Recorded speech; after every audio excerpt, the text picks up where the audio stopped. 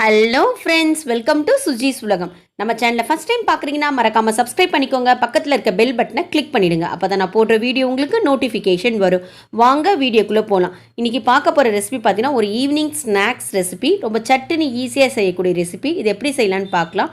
ஒரு பேன் வச்சுக்கோங்க. பேன் நல்லா சூடான பிறகு ஒரு கப் அரிசி மாவு எடுத்திருக்கேன். நான் ஒரு கப் அரிசி மாவு எடுத்திருக்கேன். அரிசி மாவை நல்லா வறுத்துக்கலாம். ஒரு 2-3 மினிட்ஸ் நல்லா வறுத்துடணும்.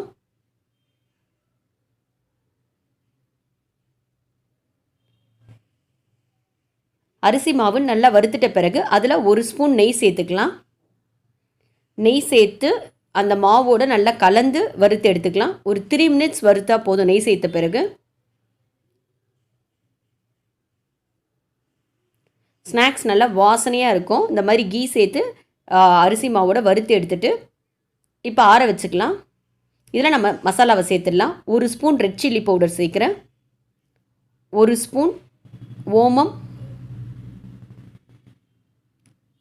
ஓமம் இல்லைன்னா ஜீரகம் சேர்த்துக்கோங்க.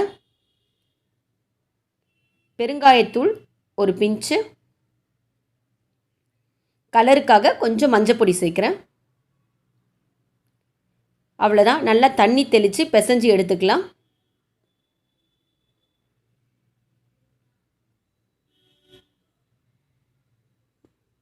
நல்லா முறுக்கு மாவு பதத்துக்கு பிசைஞ்சு எடுத்துக்கோங்க.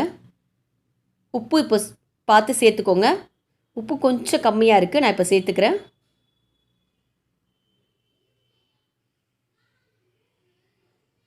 நல்லா எல்லாம் கலந்து பிசைஞ்சு எடுத்துடுங்க. நல்லா சாஃப்டாக இருக்கணும் மாவு. இதை பாருங்கள், அமுகுனா இந்த மாதிரி இருக்கணும் சாஃப்டாக. இது மூடி போட்டு ஒரு 10 மினிட்ஸ் நான் அப்படியே ஊற வைக்கிறேன். ஒரு 10 மினிட்ஸ் நல்லா ஊறட்டும். இப்போ ஒரு பால் மாதிரி எடுத்து உங்களுக்கு என்ன ஷேப் வேணுமோ தட்டி போட்டுக்கலாம். நான் லேசாக உருட்டிட்டு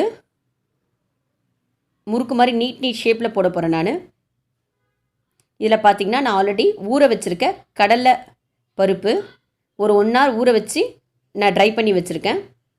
ஸோ சாப்பிடும் போது நல்லா நடுவில் கடிப்படும், டேஸ்ட்டாக இருக்கும். வேண்டான்னா நீங்கள் அதை ஸ்கிப் பண்ணிக்கலாம். உங்களுக்கு என்ன ஷேப் வேணுமோ போடலாம். ரவுண்டாக தட்டை மாதிரியும் தட்டி போடலாம். ஆந்திரா முறுக்கு மாதிரி ரவுண்ட் ஷேப்லேயும் போடலாம். நீட்டாகவும் போடலாம். ஸோ உங்களுக்கு எந்த ஷேப்பு வேணும்னாலும் பண்ணிக்கலாம். நான் எல்லா ஷேப்பும் பண்ணி காட்டுறேன் பாருங்கள். ஸோ ரவுண்டாக தட்டியிருக்கேன். இது மாதிரி ஆந்திரா முறுக்கு மாதிரி வச்சுருக்கேன் பாருங்கள். அவ்வளோதான். எண்ணெயில் பொரிச்சு எடுத்தோன்னா ஸ்நாக்ஸ் ரெடி. ரொம்ப சட்டுன்னு ஈஸியாக செய்யக்கூடிய ரெசிபி. அரிசி மாவு மட்டும் இருந்தால் போதும். ரொம்ப டேஸ்ட்டாக முறுமுறுன்னு இருக்கும். கண்டிப்பாக ட்ரை பண்ணி பாருங்கள். எண்ணெய் நல்லா சூடான பிறகு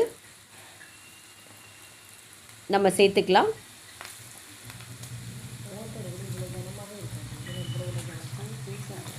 சிம்மிலே வேக வைக்கணும். இல்லைனா மேலே மட்டும் வேகும், உள்ளே வேகாத ஐயில் வேக வச்சிங்கன்னா நமக்கு சிம்மிலே வேக வச்சா தான் நல்லா கிறிஸ்பியாக முறுமுறுன்னு கிடைக்கும்.